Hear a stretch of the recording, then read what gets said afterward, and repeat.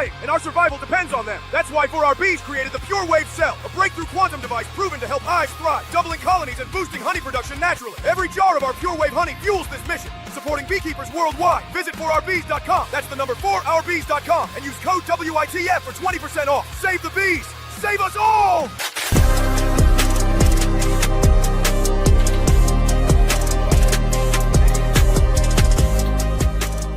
Where in the Folk is not and should not be viewed as a news source. Any names, places, or likenesses mentioned are purely fictional, and any information discussed is purely speculative. Guest opinions are their own and do not reflect those of anyone else. Where in the Folk is not responsible for content accuracy of any stories that are told or what people do with these stories. This show is vulgar, sometimes graphic, and due to its content, it should not be viewed by anyone, actually.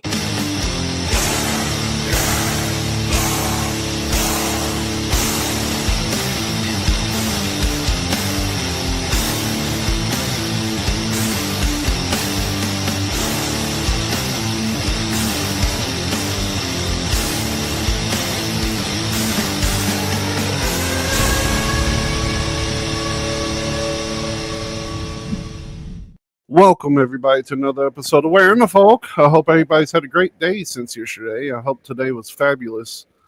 And thank you for joining myself, Steven, down there right below me, Morgana to the right of me, totally down there to the right of Steven. And then we got Kaitlin Crawford from Unbound Underground. One of our favorite guests we've ever had. One of our first guests we ever had. Yeah, one of our favorite people. Yeah. Our original intro was the first thing you seen was me, Reed, Tolly, and Kaitlin laughing. Which we do a lot still to this day. So, how have you been, Kaitlin? I have been great. Just doing the thing. Been focusing a lot on development. So bringing other people in to learn to do what I do. Instead of just sharing what I do, bringing people in to experience it for themselves. That's awesome. So it's been a wild ride. Yeah, that's awesome. And you can find everything to do with that at unboundunderground.com, which we have pulled up right here. And we'll go back over it later. Huh? I actually have a new website. Oh. Spiritmedicine.com. Okay. Yeah. And it shows all my updated services and adventures. Then I need to update the link in the description. I'll do that after the show. Unbound Spirit Medicine Underground.com. If I could spell spirit or medicine, we'd be doing good. You'd be there already, huh? Yeah, I'd already be there.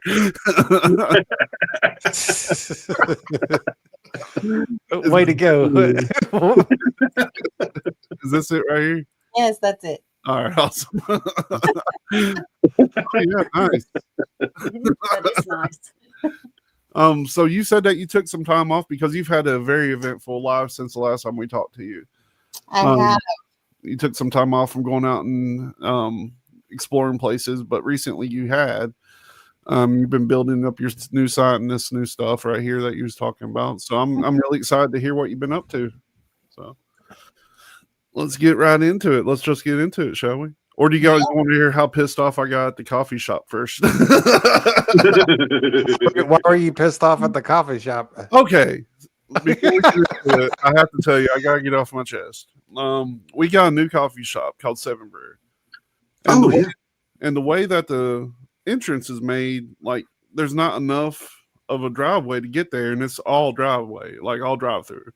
Okay. So you got to park across the road in another lane, like get in line, right? Well, I was sitting in line, waiting because it's always busy, packed. And there's a guy pulls up in a Bronco, and I'm like, roll my window down. I'm like, hey, line back here. He looks at me, then turns around and sits in the middle of the road, blocking traffic with his turn signal on, like he's going to cut in line.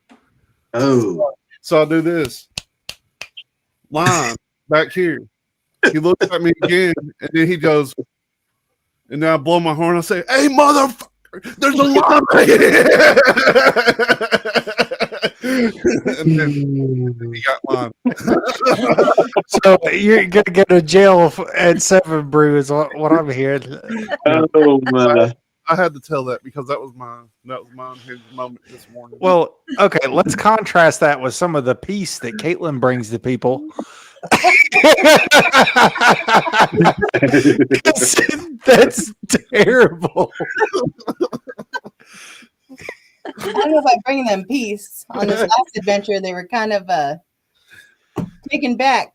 I told them, I prefaced the whole experience with, stylistically, myself and the girl that I put this last event on with. I said, she wants to ease you guys in, make sure you have the foundation.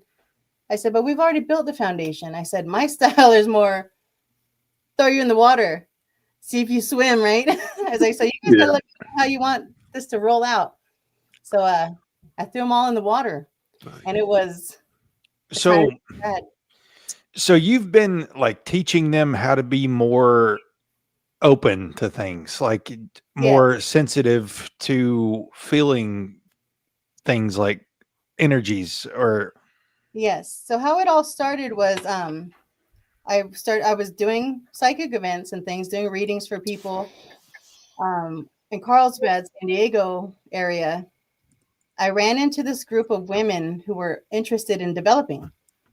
And I told them, I was like, I've never tried to help somebody develop before, but if you guys are interested, I'll see what I can come up with. So the first girl that developed under me awakened her mediumship abilities as well. So once hers came to the surface, we started collaborating on retreats and different things, more in the wellness vein. But we realized while we were picking up all these different women from around the United States for these retreats, there was always some kind of aspect of mediumship or spiritual healing that we're just attracting them. So we're like, why don't we just switch our whole focus to spiritual communication and the so-called paranormal, right? Which is right in alignment with what I've always wanted to do anyways, normalize the paranormal. So this was the first paranormal heavy experience that these women have had. Oh, just period. Like they're not not even into that kind of thing. Not even into that, which is so crazy to me, because for me, there's no separation. I'm either communicating with spirit from afar or right here, but there's nothing unnerving to me. But I've been doing this my whole life, so it's not abnormal. But for them, even though they're communicating with spirit from afar, doing their own readings and, getting their own guidance in life with their guides or whoever the guiding spirits may be, they were so nervous to speak to spirit in real time in our physical. But there's no better place to do that probably near me than Tonopah, Nevada, where the Clown Motel is, and the Mizpah and Belvada, all those. So how long did it take you to land on that location? Like what, did you do how did you select it? You know what I mean? I have done my own explorations there in the past, and they were very, the spirits there were very open to communicating. So I figured, okay, well, if you're looking for somewhere where the odds of having an experiential experience are high, it would be either Virginia City or Mizpah. But the Mizpah, Clown Motel, that area, Tonopah, all those places are within about a quarter mile of each other. But Tonopah is very, very isolated. It's out in the middle of the desert, so just like how we get distracted by our senses and then everything around us on the daily, it's hard for us to focus on the task at hand. So it's already just the distance and the isolation has its own level of sensory deprivation. Only helps when you're in the pursuit of these sorts of things. So that's how we landed on that. Plus, they were small enough and they were excited for us to be there that they kind of said, you guys can explore all you want. Oh, wow. That's amazing. Yeah. So I guess I'm sorry, go ahead. No, isn't there like a really big cemetery right across from it? It butts up right to the Clown Motel. Was that where they buried the clowns? I'm sure they probably have by now buried some of those creepy clowns in the cemetery. Yes, you but take the really haunted ones out back. I mean, it looks like an inviting place. The sign is very inviting, which is even more unnerving when you're driving through. You see Yeah, nothing that- but darkness on the road at night until you get there, and then you see the lit up sign. Mhm. So it's just in the middle of nowhere. Yes. That's Mm. wild. Mhm. Yeah. I So wonder what how is many it people have now? just been kind of lostish and saw that and going, "Oh hell no!" Listen, just keep Right, going to the right. next place. Like Yeah, people that- not familiar with it. They don't know anything about it. They just stumble across it. It Mhm. doesn't look like they look like the killer clowns from outer space either, like on their paintings. That's Well, that Yeah, last that- picture was a good one. The first one you showed, oh because yeah. it shows the cemetery also. Oh, Okay, yeah. I see it To back the right there. there, see how Okay, close that yeah. is? So this main part is their office. So it's literally 30 feet away, Uh-huh. 40 feet maybe. Okay. This seems Wow.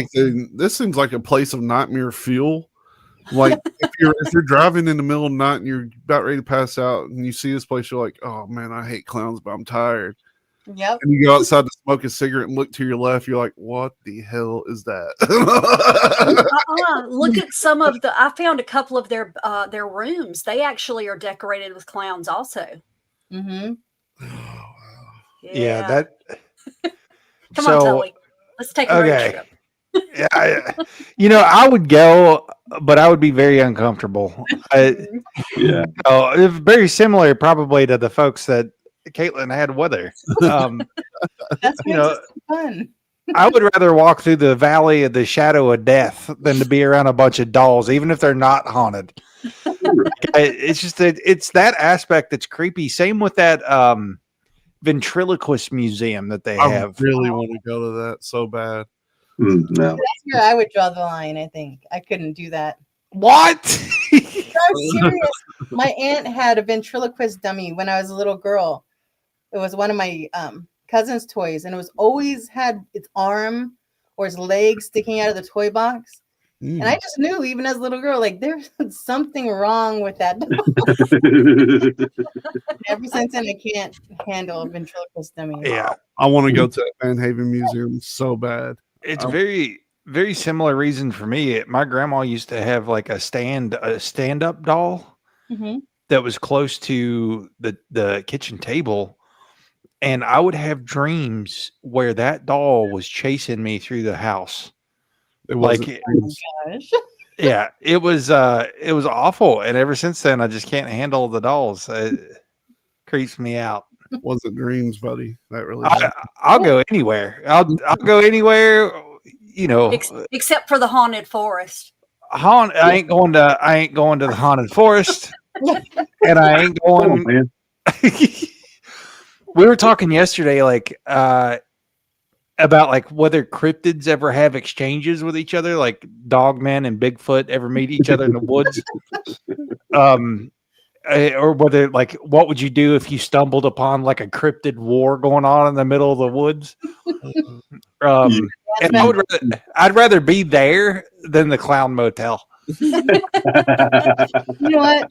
I have to say, I don't get scared very often anymore. And there was 2 times while I was in Tonopah where I had to talk myself down and collect myself, because I'm like, okay, I'm leading these women.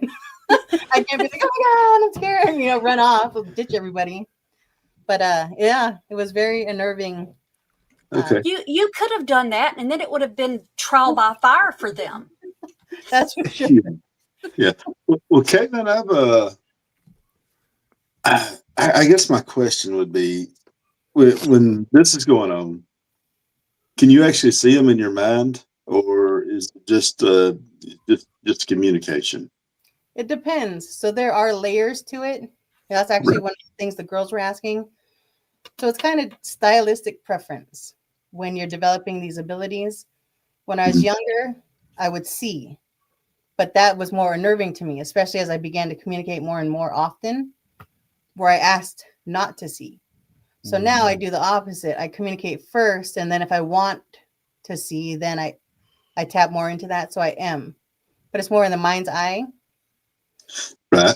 The difference Yeah. is spirits that are on location. Every now you'll catch a glimpse of them, but it's usually like shadow or a quick burst of light. Okay. It's not So, always a so, full-form apparition. okay. Yeah. With that right there, have you ever done any of this work in the cryptid field?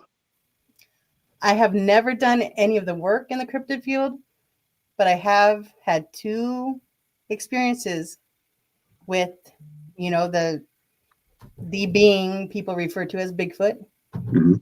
It's not uncommon. I think if people spend enough time in the woods, you're going to run into animals. He happens to be one. And the way I feel is there's some kind of layer of whatever the spiritual or energetic frequency is that Mhm. also encompasses Bigfoot. If you can Okay. see these other things and deal in these other things, you're more likely to be able to have an interaction. Right. Yeah. So I'd love to, and I've been asked to. The reason I haven't is because, I guess my value system, I'm afraid that people will start hunting them. Oh yeah. So even Mhm. where I'm Well, from, they're in our oral history as just another being that was around. right. Yeah. I tell you what, for somebody, just to be perfectly honest with you, Mhm. somebody who thinks they're going to go out and bag one, I usually laugh at that idea. Yeah. just, I Well, know. yeah. just be honest about it. Yeah. Mhm. I'm just thinking, like, if it took 10 people and machine guns and RPGs to take down the Kandahar giant, you're probably not going to take down a Bigfoot with just a hunting rifle. No. Even if you wanted to, even if you wanted to do something like that. Yeah. Right. Well, I guess another thing. I guess I'm going to ask a lot of questions early. I guess, Oh, I Kaitlin. love that. I love Then I'll be quiet. Have with you? Does your sister, is she like you? Is she able to do this? my sisters. I have 2 sisters. They also have abilities. So this comes from all the women in our bloodline on my mom's side, Right. back many generations. But I'm the first one in probably 3 or 4 generations to embrace it. Okay. Yeah, my sisters are more afraid of it, and they have children and families and things where they just like, I don't want. It's more of a disturbance in their life. Exactly. All right. Well, I guess the thing for me is, have you been in the field doing this, and have you ever run across some entities that say someone who is, I'd say, equal to your ability, who's embraced it? Have they ever tried to separate the two of you whenever you've been in the field investigating, try to get you apart? Never somebody else who is also a so-called medium or something. A lot of what I do is just alone or with family because it is just another sense that I enjoy using. Just like if people like to go to the batting cage and hit the ball, Right. I go to places to communicate with spirit. So I've never experienced that, but I have been on location with my sister and her husband and people who would take that protective role over me should anything happen, and them trying to separate us that way. Okay. Yeah. It's. I was just wondering on that right there, because that's happened before where they're trying to lure somebody away from. So if you have 2 people who are both able to experience this and see what's actually going on, and have something trying to separate the two. Yeah. So That's that's where the communication comes in handy.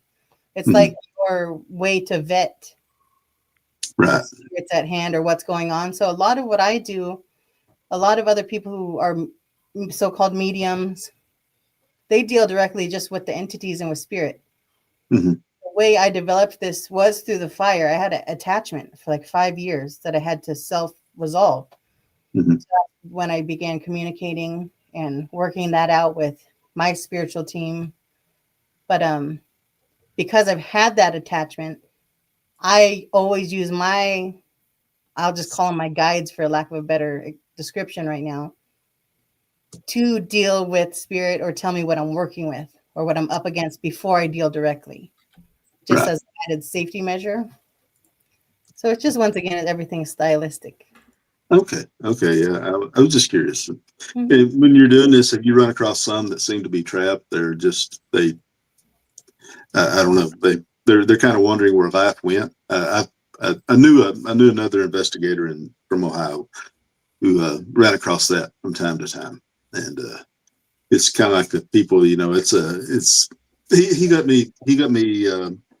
He allowed me to watch one of his videos there one time, and it was probably one of the saddest things I heard on that was that someone who had passed and was still stuck there, I guess, for whatever reason, asked the question that he picked up on audio is one asked, "Where did life go?"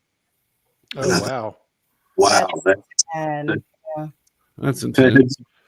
have you run across that? I guess. I mean, I have, and up until that point, I always believed, we believe the way we believe until we're proved differently, right? Or we're shown differently. So I was always under the impression that nobody is stuck. I believe some spirits choose to stay or they're in a state of confusion. So, they're stuck, but they're not really aware that I'm trapped here or I'm stuck or I don't know how to go on. Yeah. But it was actually, I think I was doing a podcast with you guys when I was at the Washoe Club one time, before, after. Yeah. Yeah. You were on location for one of the shows. Yeah. So I did that with you guys, and there was another, I think it was with another podcast group that was also there earlier or later. And I was in what they refer to as the crypt in Virginia City. It's actually just their stock room now. But I was in there doing a spirit communication, and I actually started crying. And they're like, "Well, what are you experiencing? Are you scared?" And it threw me back because I wasn't expecting that. But the spirit came through and said, I wasn't ready. It wasn't my time. It's not fair. And I could feel like the grief that was with that. So that was my first and only encounter with somebody who seemed to be stuck where they were at. okay. Part of me is like, how could they be there that long? But I guess you get into, does a spirit experience time linearly like we do? Like if it's the same, quantity of time that we would experience, like hundreds of years. I would assume it's not the same, but I don't know for spirits that are here in our physical. But when I communicate, that's one of the things that they reiterate all the time. There's no concept of space or time, wherever they're at. Yeah. So that's why the connections with spirit is instantaneous. It's just that thought of them or that love or whatever that tether is. It's in our mind, it's far, far away, and it's distant, but not for spirit. Right? Yeah. So I would assume it'd be the same for spirit, even if they're here on Earth. But I don't know the answer to that. yeah. It's just something I always think about. Yeah, it is. It's just one of those things you're not going to know till, it's that time. You know what I mean? Right. And I guarantee I'm going to be the one that's like, it wasn't my time to go. I'll be 120. I've had so much left to give. That's right. So many people left to anger. Yeah. I get that. Well, that's and you see, when you're reading about and researching about different things like that, different people talk about different aspects of it. And you always hear, and it's really cliche about, they follow the light. Mm-hmm. But one, I know for a fact there are other places. There's not just one place, Mm-hmm. but you have to wonder if there is like a window that if they don't go immediately, maybe they have to find that place again. Maybe. Just a thought. Mm-hmm. See, I don't know. This brings up a whole other series of maybe talking points, but you always hear about people saying that, this reality that we're in is some sort of soul trap. And people talk about different aspects of that. Like some people think the moon plays a huge part in like soul recycling. I've heard that. And people always say, like, whenever you see your family at the end of life that are like beckoning you into the light, Yeah, it's actually bringing back. that is part of the trap that recirculates you. And I don't know, like, when I get there, I'm gonna be like, I'm just gonna sit down, yeah, I'm just crisscross like, applesauce, just chill out. like I'm gonna need some sort of proof that they're actually my family. It's like that episode Twilight Zone whenever Blue and the Hunter pass away and they're walking down by side the fence or whatever. If he didn't have his dog, he would walk straight into hell, but then he just kept on going because they wouldn't let his dog in, and then he came across heaven, Yeah. Yeah. Yeah. I'm gonna need some sort of proof though. And I don't know what that would be. Code words or something.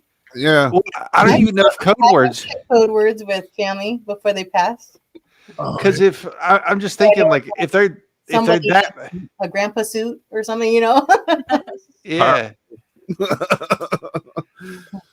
Did you happen to see this when you was at the Clown Hotel? This right here. This guy. It didn't work. No, I would have been out of here fast if I could. Sorry, that's totally. To make you feel better, Tully, I made one for myself. we look like the insane clown posse. I'm gonna kick the chat off. They got the somebody bombing emojis in there.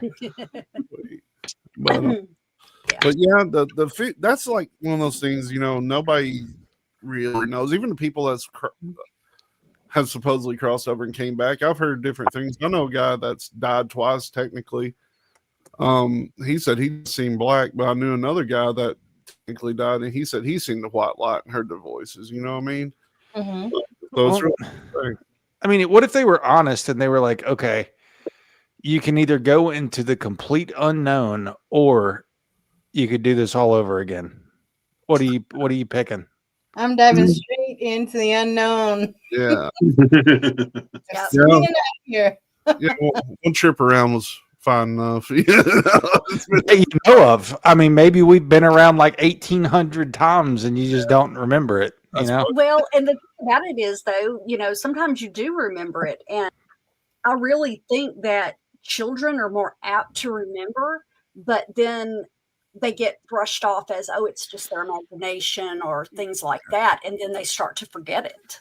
Well, yeah, the videos of like kids crying that their wife died or something like that. That kind of stuff gets heavy sometimes. Yeah, exactly. Well, they pick the new Dalai Lama when they're a child.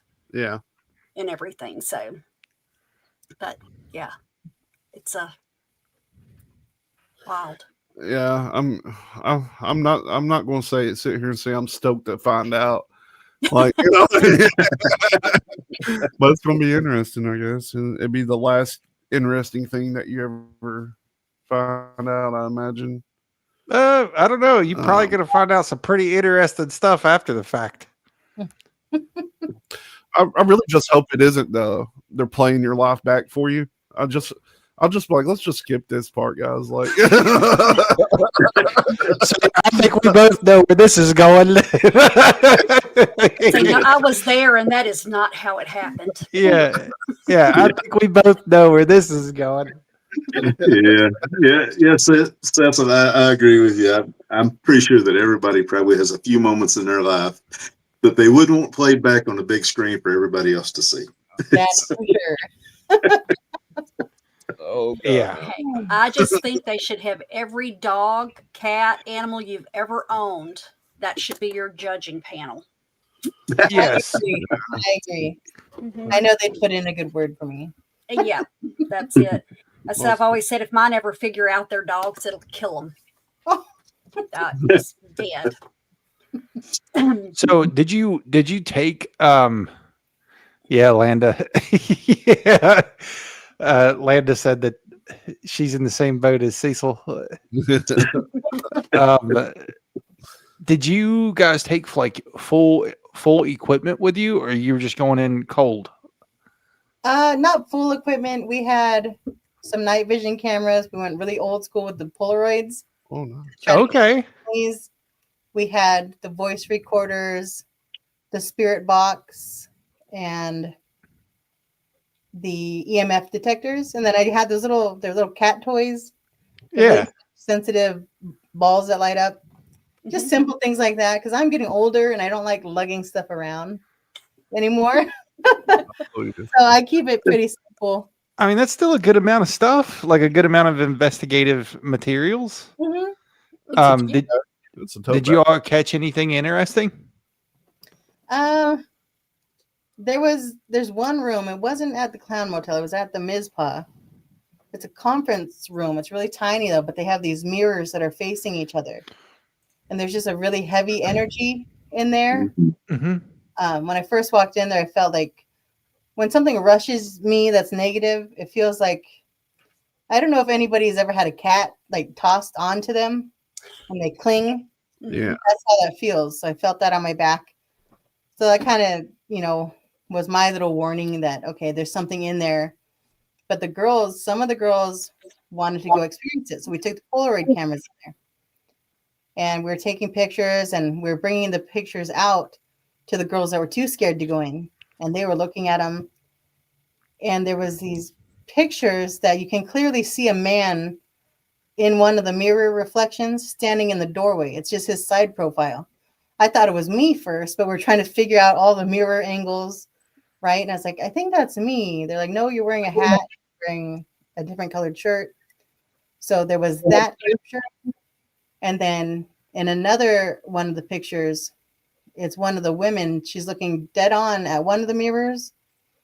And then there's a mirror to the left. And in their reflections, their poses are completely different. And one is looking dead on at that mirror. The same one that's looking straight ahead.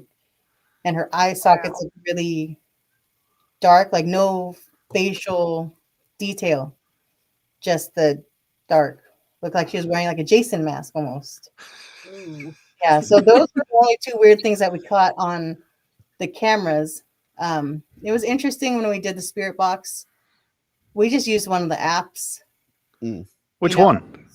Necrometer, I think. Yeah, okay. I've got that one, and I've used the OVNI box or OVNI box. Oh, I've never used that one.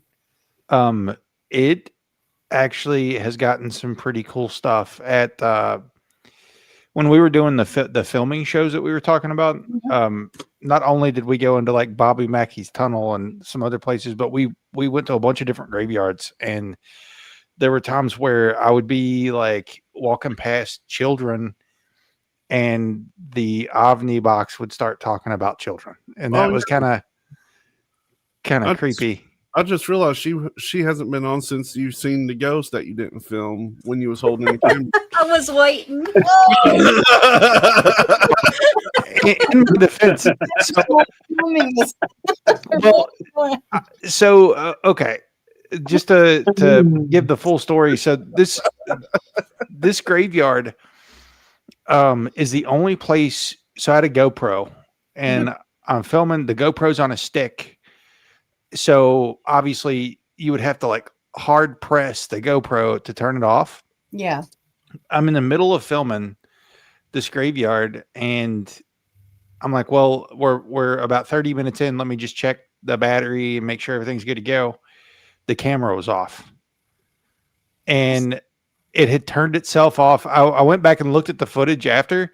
We're walking like 15 minutes in, and the camera just turns itself off. and so I'm sitting there, I'm mad, I'm like cussing, and because she's like, because Rachel was with me. I drag her to all these places, and she's like, well, you just, maybe something crazy happened, this and that. And I'm sitting there trying to get the battery going, and we look over, and I didn't think it. So in this cemetery, they have like, let's say 10 funerals a day. It's huge.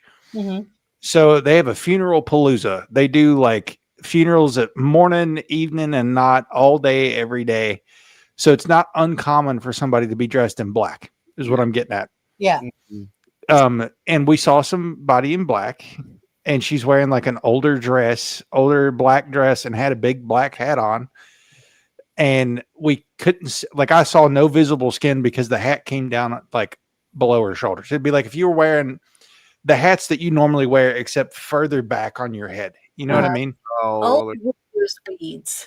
So, I saw her and didn't think anything of it until we were watching the footage back, and I started telling the story, and I'm like, well, okay. The weird part about this is she was in a part of the graveyard where the people's like great grandchildren would be dead.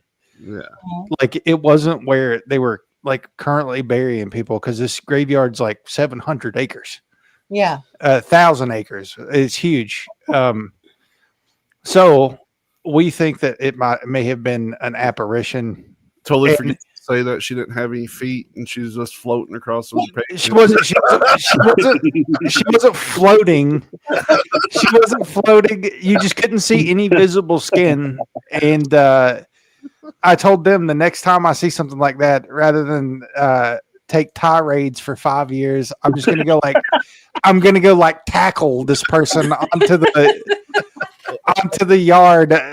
But you know, You need to see your identification. yeah. You know, that particular graveyard is the one that I was actually chatting with Kaitlin about this earlier. Not the ghost, but the graveyard. I read today while we were there that particular graveyard was the template for all like the lawn format graveyards in the United States. That's cool. So like how graveyards are like lawn based where people walk through rows. Spring Grove is the reason for that. And I didn't know that until today. I read something about it too that said that there's one part where you'll see this lady dressed in all black, head to toe. Yeah. We didn't see anything, no weird vibes or nothing today. We went out because it's also an arboretum, so they've got trees from all over the world. So it's fall, and it's the very last weekend that leaves are going to be on the trees around here. So we went just to see like the beauty of it all. And we'll probably go back in the spring, but this graveyard's so big. We've been probably 6 or 7 times at this point and still haven't seen it all. Like it, cause it's almost 1,000 acres developed, and then they're still developing like hundreds of acres. Like I said, they're having 10 funerals a day. So, And that's huge. I have never seen the sheer size of these, memorials and stuff that they have there. Yeah, I know those. some of them I had to have Rachel go stand next to that cross today, because I'm like, nobody's going to understand the scale of that. And that was that person passed away in like 1821. Mm-hmm. Wow. So there's like really old historical parts, and it's crazy to see too.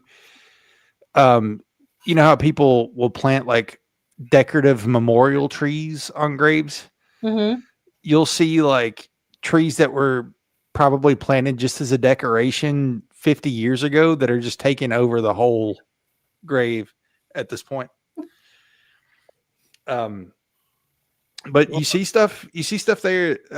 That the one marker I sent today, it was a full log of petrified wood, like crystal. Yeah. And this person had just dropped it there as his gravestone. So you see stuff like that too, like very untraditional markers. And we had a historian on the show a couple of years ago, and he told us that actually back in the 30s, this place was so big, even then, it had its own active serial killer in the graveyard that would target people at funerals. Serious? That's scary. Yeah. It's a horror movie. Yeah, and nobody was ever caught for it. Wow. You know what, Telly? I wouldn't doubt that probably was an apparition. Well, anytime I've seen them in the physical, they're either very sparse or they're so vivid. I think they're a person in that moment. I thought it was a real person. Yeah. Okay. It was only after the fact that I realized I didn't see any skin, like no visible, no hands, like their hands were like in front of them if it was a person. Yeah. So there are rumors of a lady in black ghost at Cincinnati Spring Grove, linked to the legend of Imogen Remus, who was shot by her husband in Eden Park. Some say that she haunts the park, particularly near the Springhouse gazebo. Show me a picture of what the gazebo looks like. Totally and Rachel on, was I'll have standing to in the find it. gazebo, and he said, "Hey, you could take a picture of me." No, in all seriousness, this place feels like it feels heavy, but it's peaceful. Like Yeah. it doesn't feel violent in any way. This cross is crazy looking. I But- just now looked at it. But there's some weird stuff just in general in there. Because there's all different types of graves. There's like Celtic graves and Jewish and Greek and like just all kinds of different stones and heritages. Do you care if I show this cross with Rachel in it? Mm-mm. Okay. This is crazy looking right here. But what totally doesn't tell you is she's only about 2'9". But it's still pretty. Yeah, well, I couldn't believe how extremely well this is held up to be a solid piece of concrete from the early 1800s. Yeah. Yeah. Um, And realistically, that's probably 30 feet high, 20 or 30 feet high, easily. it's probably 25. Yeah, because she's what, 5 feet or something. Mm-hmm. Yeah, I bet that's 25 feet. That's crazy. That's so wild. That's a small one. Yeah, that's nuts. And I was thinking today again, always talk about like the shapes, like what's the significance of all the obelisks. There's one point, I didn't take a picture of this, but you look out, because I would love, like, if you guys are ever in the area, I'm going to take you myself. Mhm.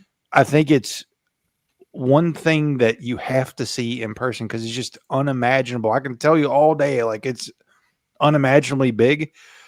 But there's a point in time when you're standing on a hill, and as far as you can see in the distance is monuments, like hundreds of thousands of obelisks and monuments. And there was one part today where I bet within eye shot you could see 900 obelisks, and I'm just like, did they know something that we didn't? You know what I mean? Like, why are they burying everybody with obelisks on top of them? Yeah. Makes you wonder about the Egyptian connection or whatever there. Exactly. Mhm. Exactly. Because that's not a us thing, No. Here you go, Tully. Oh, so that gazebo is actually not in Spring Grove Cemetery, but I have in fact been on that gazebo. That gazebo's in Eden Park. Yeah, well, and that's what they said, that she was killed in Eden Park, and so she's sometimes seen there. Yep.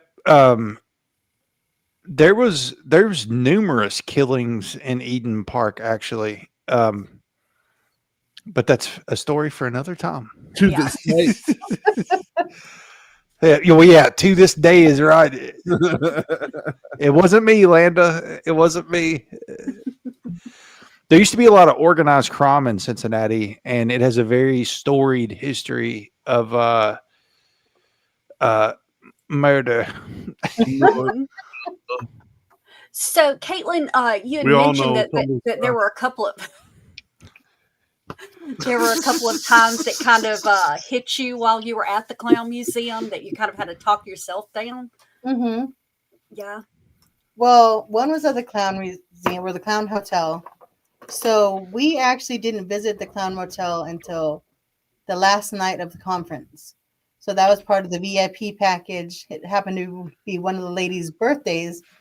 So we just told her, it's up to you. What do you want to do?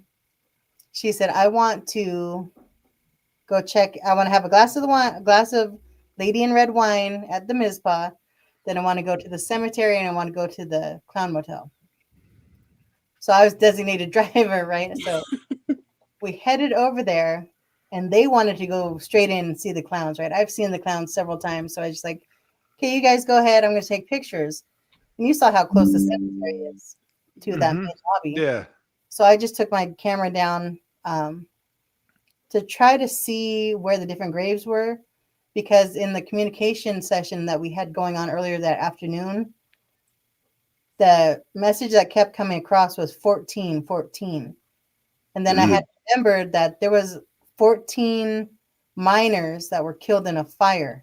Oh wow. And they were all right at that front entrance of the cemetery. So I wanted to confirm that before I told the ladies, maybe that's the 14 that we're getting. And I was standing there and just, I just felt like somebody was watching me. And I got scared because I felt like maybe it was a person, because it's starting to get really cold out this way. So I was like, well, if there's somebody who's just, on the road or sleeping somewhere, they might be in this little ditch here, keeping warm, like a windbreak. So I was looking around to make sure there wasn't, and I turned around, and they have this old VW bus that's painted and all clowned out. Right? But you can see inside. And when I was looking inside, I didn't see an apparition. I didn't see a shadow, no movement or anything. I just saw the empty seats and everything, but I could feel somebody looking directly at me, like staring me in my eyes as I looked ahead. So like that was one of the mind's eye thing. Yeah. And I was like, I could not shake the feeling like I'm in danger. So I don't know if it's because I felt like that already, thinking it might be a person. Yeah. I was playing off of that fear, but I couldn't shake it for the longest time. So I didn't tell the ladies, but by the time they came out and they were looking around in the cemetery, I didn't go down there because I was so uneasy. But I couldn't let them know that, right? Right. So while we were there also, right after that, once the ladies joined me, we started hearing what they call disembodied voices. I'm sure you guys are familiar with, which doesn't always happen. So that was really neat. But that also added to my heightened unease, because then I started thinking again, there has to be somebody down here making those noises, because you could hear just a really gruff, grumbly voice. Like they were, like an old grumpy man, how they just kind of talk to themselves, so they'll grumble under their breath. That's how it sounded. So we couldn't make out words, but we could see where it was coming from, and there was nobody there. See, the thought of real people being there is more terrifying to me. Yeah. Yeah, I was waiting for a clown to step out from behind the van or something. Yeah. Well, you remember about 4 or 5 years ago when they had all those clowns that just were randomly popping up all over the place. Mm-hmm. It's funny. We made a whole episode about this that Cecil never released. It was our last pre-recorded episode. Yeah. We should put that on the list, because I still have all of the notes for that. Like, we could totally do an episode about the clown epidemic of 2016. I'm still Oh my gosh, that creeped me out so bad. I almost laid one of my roommates low. Come home, and he's like on a construction crew, the ones that work on on roads. So he had his helmet. And I got up to go to the bathroom in the middle of the night. And in Hawaii, we just keep the screen door shut. So there's no lock or anything because people are coming in and out. And I look outside and I could just see his silhouette. And with his weight, he had his hard hat on, and his hair was sticking out the sides. And he had his arm hanging down with his jacket. Looked like a machete and like a clown thing. And he was just standing there staring at me, backlit. I was like looking around for my nearest weapon. And he goes, Kaitlin, it's me. We had one of my coworkers was like, I think I'm going to dress as a clown this year. I'm like, you're going to get shot. Is what's going to happen. With all the rednecks around here, someone will kill you. Yeah. I'm surprised that nobody got killed whenever all that was going on in 2016, because I think there was like 15 different occurrences of that happening over the course of a summer. And people walking out in the road in front of cars with machetes and stuff. Like it was a wild time. It was, I was truly surprised that all the clowns survived. Yeah. Exactly. Maybe they really were paranormal. That- Well, because nobody ever caught one per se. And it just died off. Like Right. Well, because Yep. you kind of wondered, was it a concerted effort? You know, did these people all know each other and say, "Hey, we're going to do this"? nobody was Or- posting videos. Like Nope. So I'm like, you know, people tend to be a little bit scared of clowns on a normal day. Yeah. I mean, yeah. Yeah, somebody walking around it. I definitely would not recommend that in the South. That would be Mm, No. good.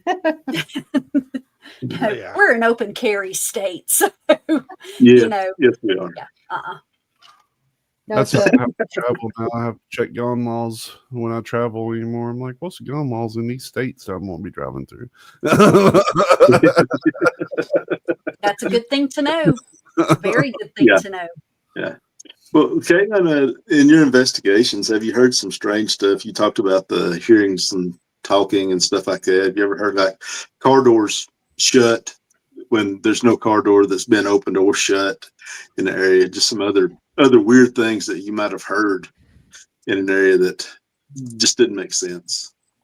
yeah, there's always weird noises, but the weirdest ones that I hear every now and then sound almost like robotic in a Mm. weird way. Oh, metallic. A Okay. mix between like robotic and organic, if that Yeah. makes any sense. Yeah. Weird. If an animal had a robotic voice box or something, very strange sounds like Okay. that. And it's more mimicking like more of like a sound that an animal would make versus language, Okay. if that makes any sense. That Yeah. that actually reminds me of like mimics that people have seen out in the wild. Mhm. Like I don't know, like more so out west. Like there's a video of the dude on the horse, and he hears the help, Oh, yeah, that was crazy.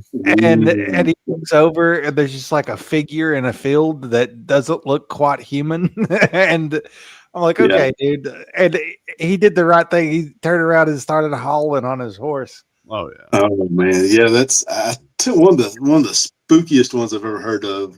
Took place down there close to Longview, Texas. It was a guy who was out hog hunting one night. He had a thermal scope on it, and for some reason, the tree that he'd been sitting leaned back against, he decided he just needed to move. And about as soon as he got moved, he could, I think he saw something, kind of moving through the darkness. It was a human type figure. And it came up and started sniffing the tree that he had just been sitting by. Oh my Then, god. then it started sounding like a woman screaming help. Mhm. I And do. no, I would have been gone. That is one of my biggest fears. It's like I think about it every time I go camping. I'm like, what if, like, just you know how you lay there and you kind of listen, get hyper vigilant about sounds. At least I do. Yes. Like, what if I just heard someone just screaming bloody murder? Help me! Help me! Like, could I trust that it's a person? Either way, I'm not gonna help you. I'm sorry. I will Yeah. when I get down the road. But Yeah. I'll call somebody. there are mimics and things that Yeah. will lure you. You know. Mhm. Well, Okay, now see, Kaitlin, this really bothers me because my son and my grandkids and my bonus grandkids are all 3 hours from civilization in the woods right now. Yeah. So, Goodness. Well, Kaitlin, I guess how they came in contact with me, whether it was good for them or bad for them, probably still up for debate. is through Bigfoot research is what I've done for quite a few years, and I've heard these mimics in the woods. I've heard my partner, he does a really good barred owl call. And I remember one night at one of our areas where we do some gifting and stuff like that. This call that I heard coming from the woods was so identical to his call. It was just crazy. I called him after it was over with. It was it was, I don't know, it was a really cool experience for me. I needed to cough, so I just kind of exaggerated the cough to make it sound like a deer blowing. I don't know if you're familiar with a doe deer will blow when there's danger. So I did that, and I immediately got an answer from the woods. And straight from the south of me, that's when I heard my partner's barred owl call. Then what sounded like owls laughing is what it kind of sounds like.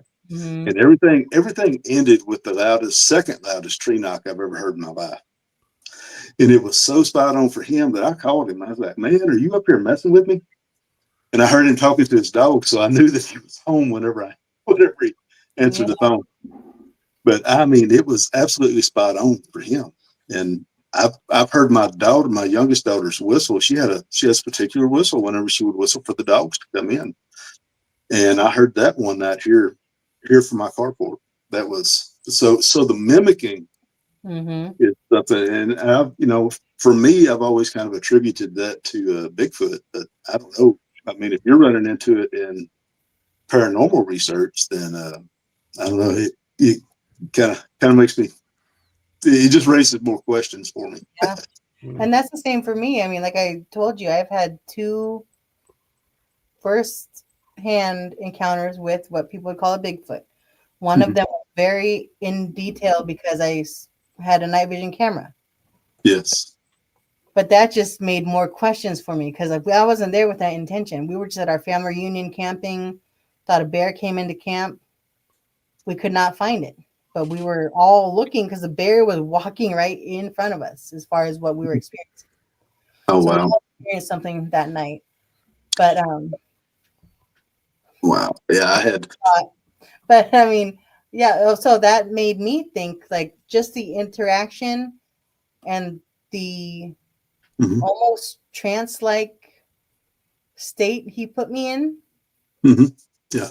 Made me think maybe there is a spiritual aspect to him. I'm always torn because, I believe I'm also an environmental scientist.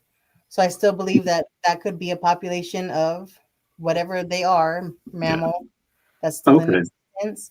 But then the spiritual side of me is like, there's something deeper there, though. Right. Than just animal instincts that keeps him alive, where that's telepathy or right. Humans can really perceive. Yeah, that's very true. That's interesting that you're a legitimate scientist and you've run across this. You've experienced this yourself, and it's something I wouldn't necessarily recommend you going big time public with it. Yeah, I know. Yeah. No way. Because I mean, even though there's tens of thousands of witnesses who have had encounters, had sightings, and everything else, I mean, it's still a bit of a taboo subject. People are more open to talk about it now, but it's still that way. Yeah, it's.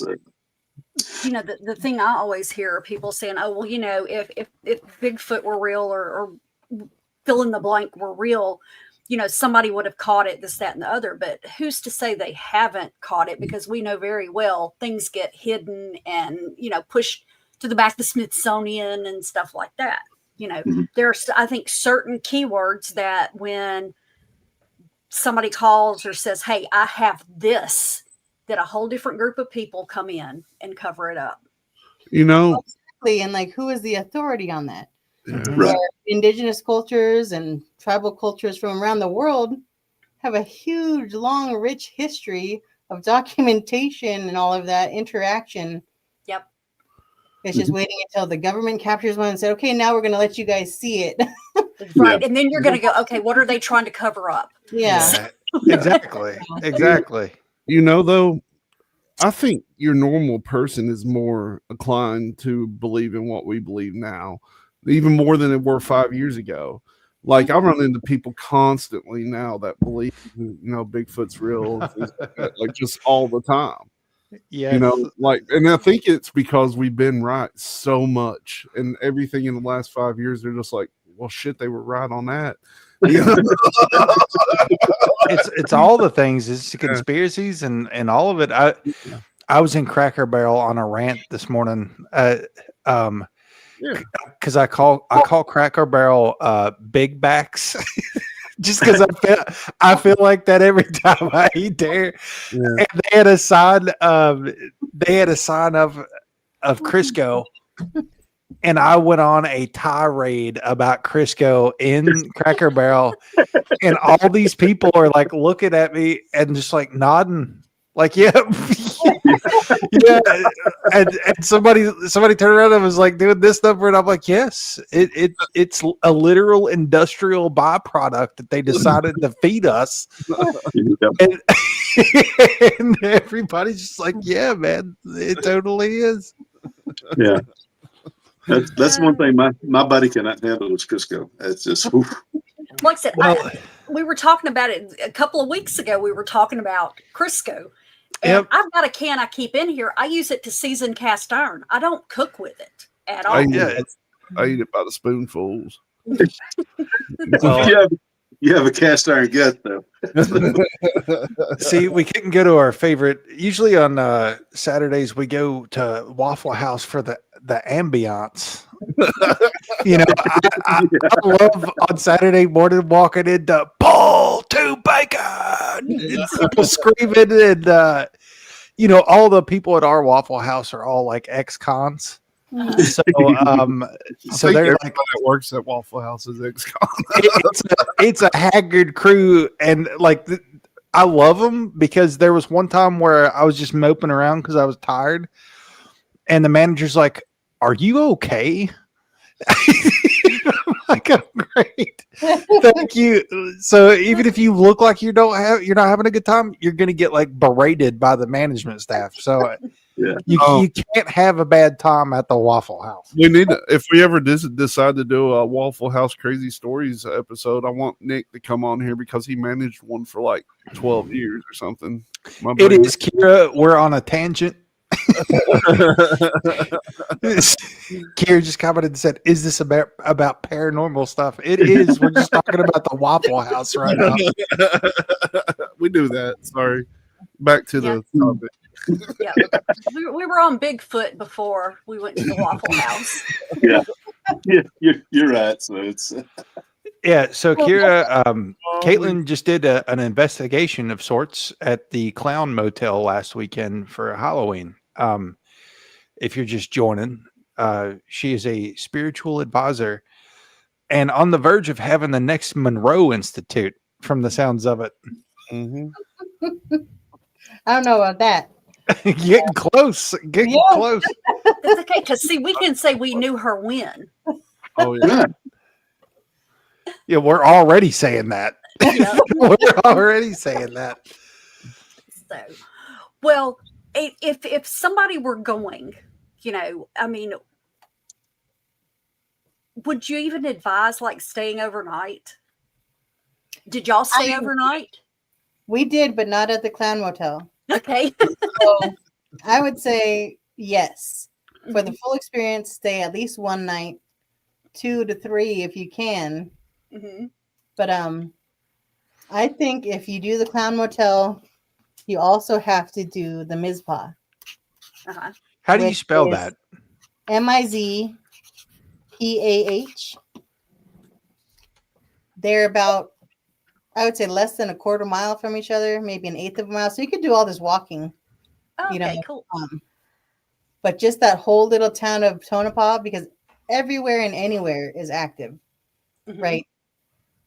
And you never know where you're going to pick up spirits. Like the spirits that we were speaking with in the conference room at the Belvada were spirits from the cemetery, right?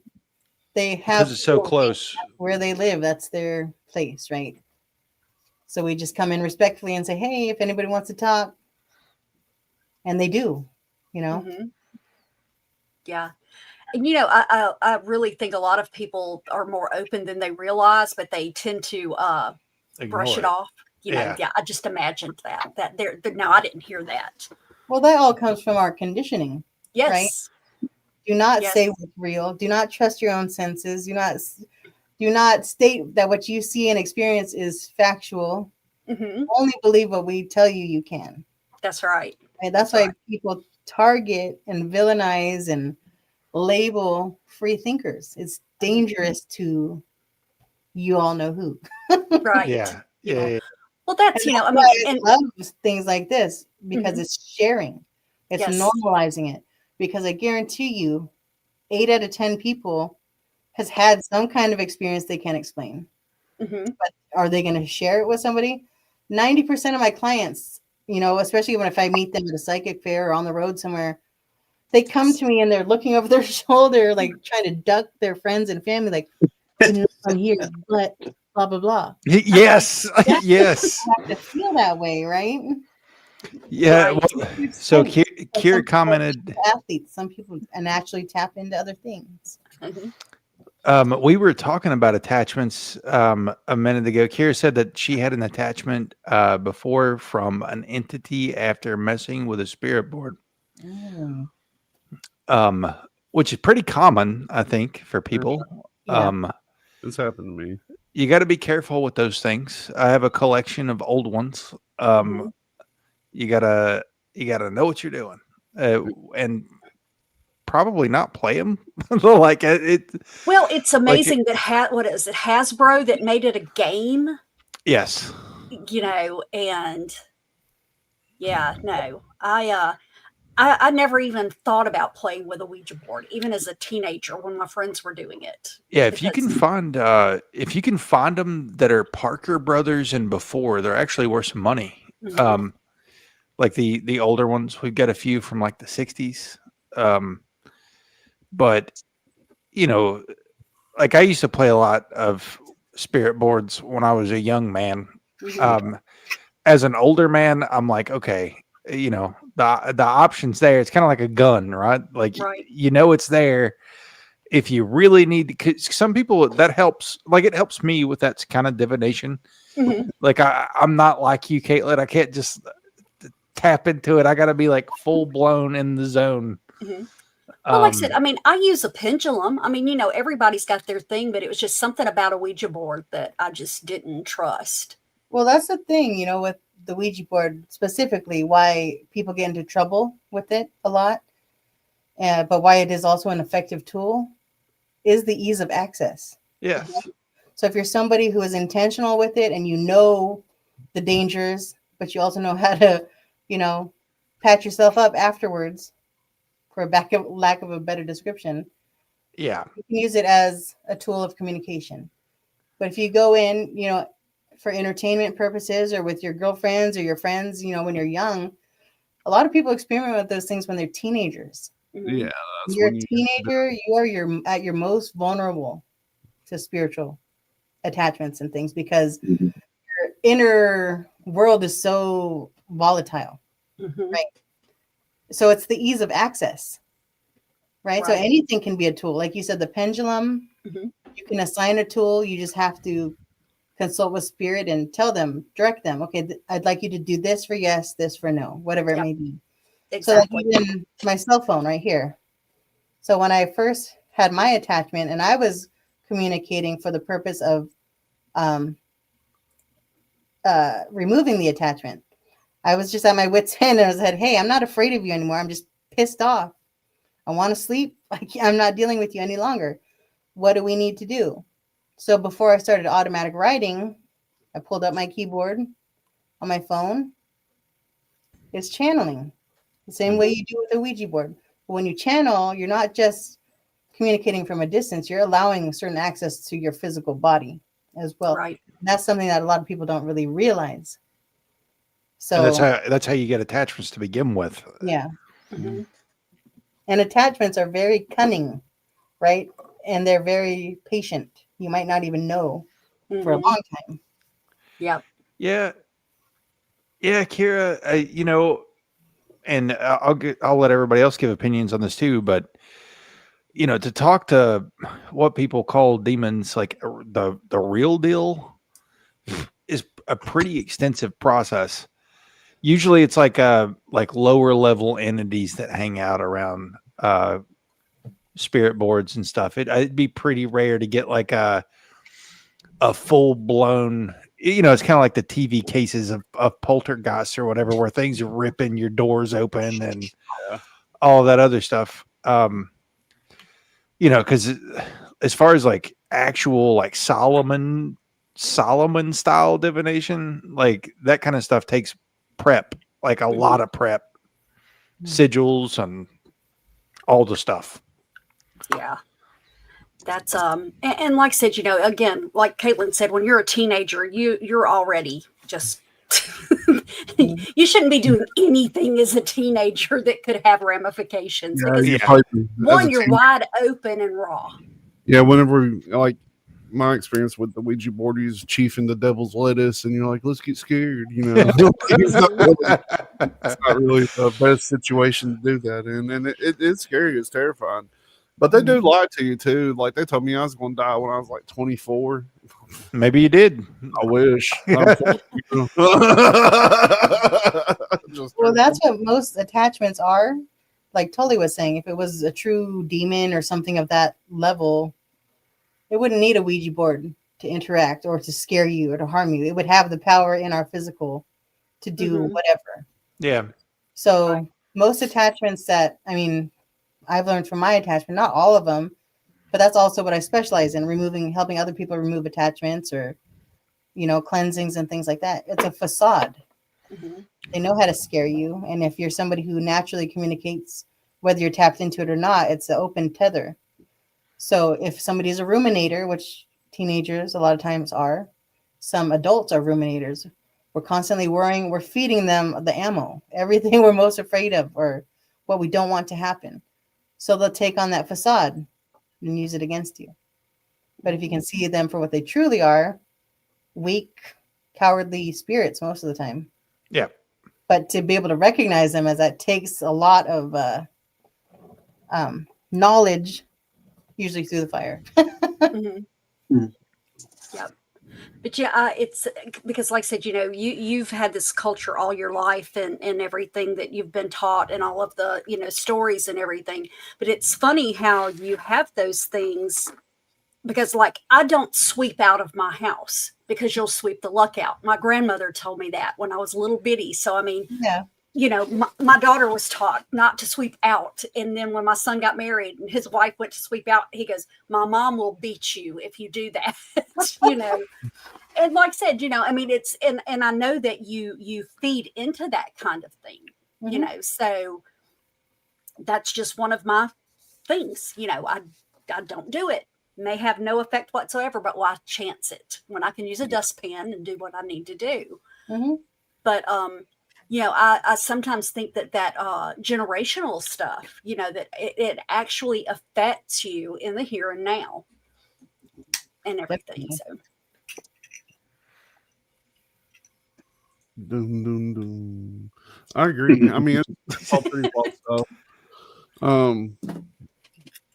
But I wish I wish I could figure out a way to get more attuned to stuff like that. I'm just not. I think I dulled my senses or something as a young man. I really did. What's up, Easy? Easy. Mandy's in the chat saying that you need more haunted stuff in your house, Cecil. So guess what? Sales and yard sales, thrift stores. Go get more. Yeah. Well, Kaitlin, without just giving away the shop there, what are some of the processes that you go through to train someone that you're okay with speaking about? Oh yeah. Well, we'll start off just like what Cecil mentioned. He wishes he was more in tune with these things.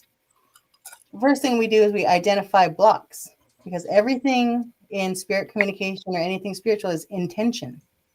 Right? So if my intention is to communicate with spirit or be more in tune, but everything in my alignment leading up to that, right? My values, my belief system doesn't align with that, I'm never going to get there. So spirit, when you make those asks of them, I'd like to experience you. They need that that consent, right? So they just clear the pathway. They make the path of least resistance. But oftentimes we're our own block. And a lot of that is not even things that we are aware of, right? So we break it down in an equation. Okay, write your values here. Write your intention. Write any fears you may have or hangups in regard to this, any reservations in regard to communication, right? And once they take a look at that, I say, okay, are your values in line with what you're doing? Is your belief system in line with what you're doing? And a lot of times people block themselves because of things that they were indoctrinated into, whether it's education, religion, all of those kinds of things. If their mind and their heart says, this is bad, I'm not supposed to do this, Yes. that's a block. They're never going to allow you to see that because it would have a negative effect on you. And that's not their intention, right? But if you can say, okay, I value all of these things in that religion and everything that's taught me and it's protected me and, you know, helped me through life, but I'm curious, right? I'd like to dip my toe. That's enough to open yourself up to those experiences. Or it could be, I played with a Ouija board when I was young and my mom whipped my butt for it. Yeah. Right? So it's first is identifying those things. And we've all heard in religion, ask and you shall receive. It's that simple, but you have to be in alignment. So people are usually shocked at how close they are and how quickly they develop. Right. With that right there, how do you determine whether or not it's something good or something bad that you're having an interaction with? Sometimes it's hard to tell. And usually I run into that when I'm on location where things are in the physical. It's where I have to use the most discernment. If I'm dealing just in spirit with spirits that are in the spirit realm or however we want to label that, like I mentioned earlier, I use my guides heavy to vet them before I even connect. But if it's something in my physical, my guides, because they're also residing in that spiritual, normally they're my eyes on that side, right?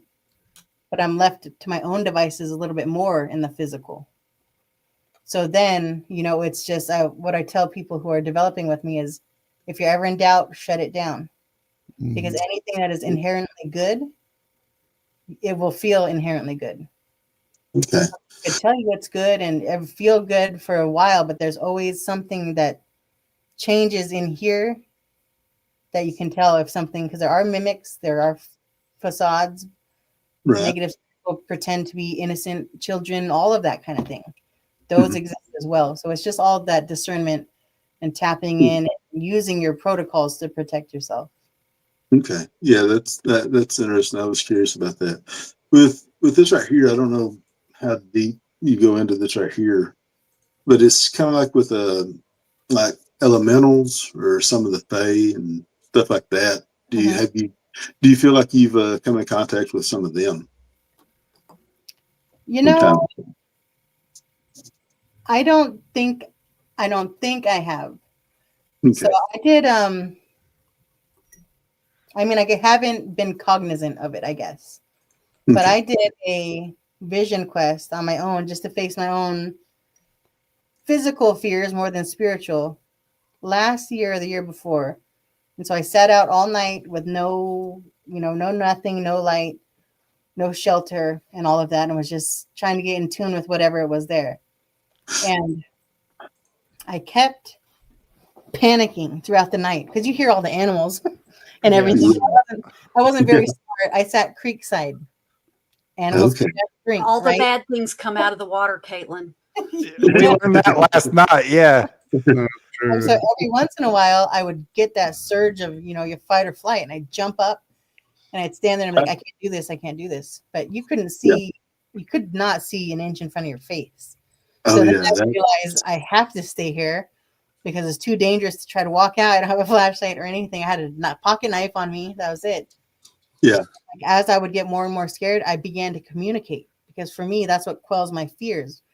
You're okay because that is your counsel. When you're able to communicate with spirit, they become your confidants.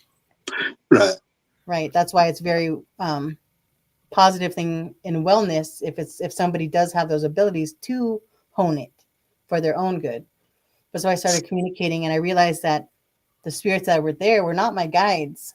They were spirits of the land, but they felt human to me. Mm. And some of them were speaking, I thought it was the local native language, but when I was trying to translate it to those language speakers after the fact, they're like, no, I don't know what language that is. It might have been somebody pretending, or maybe it's an older language. Right. It could have been I something started else. seeing a little light, and it was coming out of the water. And that was the only light I could see because it's, completely blind. You can't. And every now and then a little light would come out of the water, and it would sit on a little tree branch. And then would go back. Always when I started feeling afraid, they would come out. Well, in Latin America, that's called a fish taco. We read about this. We were looking at the strange stuff in Latin America last night on the show, and there was a ghost light like that. Cecil called it something else, but to me, it looked like it read fish taco, fish with a P, like PHI taco. Piss taco. All right. So I don't know much about elementals and all of that, but that was the only time I thought maybe, because I'm out here connecting with nature. Who knows? I don't have any belief system in place with them because I've never been aware of connecting with them. With what you described, the light coming up out of the water and being out there where you could actually see it. I mean, that's what I typically call orbs, which I've seen before. Yeah. And it's with the orbs, it's really interesting. I guess something else about me is I remember one night I was out there with a few other people, and we had an orb that showed up, and we were just all kind of, I don't know, maybe mesmerized looking at it. And finally dawned on me, I've got my little camera in the truck. I'm going to go ahead and just video this orb so I can show people. By the time I go to the truck and I get my camera out, it decided no longer shine its light. Oh, that brings up a good thing that I wanted to ask you. Like cell phones, like just all the waves in the air currently. Like, do you feel like, and this is kind of a loaded question, but do you feel like over the last 10 years, like with the evolution of 5G and all the new styles of Wi-Fi that we have, do you feel like that interferes with the ability to tap into things spiritually? Or have you, let's say when you're out in the middle of nowhere with no cell phone service, is it easier for you to tap into stuff than when you're in a building in the middle of the city and there's just waves everywhere and electricity everywhere? Or is it the opposite? No, it definitely is. That's what I mentioned earlier. It's a physical form of deprivation, sensory deprivation. So I guess if there's more of that, that would be another internal frequency disturbance, right? Yeah, because that would affect that. Because I do feel more connected when I am away from everything. I have a theory which plays into just us being mostly water. I think all the waves kind of messes with our brains a little bit, that part of your brain that lets you tap into stuff sometimes. We all know having phones close to your head or whatever when you're trying to sleep affects your quality of sleep. And most of us use Faraday cages and stuff like that. But, I even feel like getting into a meditative state is a little bit harder whenever you're around the city than when we go back home to mom and dad's where they still don't have cell phone service. Your brain's just a little bit quieter in those kind of places in my experience. And I just wanted to see if you felt the same way or not. I agree. And that's why I think when people are looking for whether it's respite or development or some kind of peace, they go so far away. Because it's not just, this place is relaxing, it has a spa and all of that. There's something in that silence and that absence of all of those frequencies or waves running through us that is It's like our body is recouping its natural state. Yeah. Yeah, I don't think we were meant to be cooked by waves 24/7. No. No. Sorry, I'm getting depressing, but Yeah. I'm sitting here thinking about that brand new tower that they built that I can see up my back door, like right there. I can see a tower from the house too, and ever since we moved here, usually like the techniques and stuff that I would use to get in the zone, it's a little bit harder. It's almost like you have to like double down on focus. Almost like I don't even know how to explain it. You have to override a lot of things that are going on. Yes, it's almost like things want to take your attention away. Mm-hmm. So I'll let it take my attention away, but then I'll jump out of that, like away from that, and just go on about my business. But it's getting worse. Like it keeps getting worse. Like with every iteration of like new waves and towers and all the stuff. In my experience, it's just getting a little bit harder to get in that zone. And I think that can go either way. Like I remember back in the 80s. So when I was a kid, I used to have experiences nightly. And I know it freaked my family out because they didn't know what to think. They could feel it because they all have the same sense connection, right? But no one wants to believe a little girl is experiencing all these things that are scary. Plus, how do you protect your kid from something like that, right? Exactly. But we were very close to the power lines. So we have a power line right outside my childhood bedroom, right? And we had a huge pine tree. So if that material is connected somehow, it would run under the house. So I always thought that frequency of things happening had something to do with those power lines. Mm-hmm. So it could go either way. It could help you. It can help you tap in. That's why there are certain frequencies that you can, binaural beats and things that put you in that meditative state. But then there's all those other frequencies that are working against us. Yep. I don't know. I feel like anything that they design now is specifically built to shut our brains down Like and record. Like the music being misfrequencied and all that stuff. Mm-hmm. Yeah. I really want to get in and listen to some different frequency musics. Well, be careful because there's a dude that's debunking a lot of that stuff right now. He pulled up a YouTube video that had like 32 million views of a healing frequency. Mm-hmm. And he had a tuning fork and he hits it and he's like, it's nowhere near it. Like it's not even close. Mm-hmm. So, I mean, I've got those stuff to make it, so I might just make some. Yeah. I've probably got a dozen things from HemiSync, which is the Monroe Institute stuff. Yeah, that I usually listen to.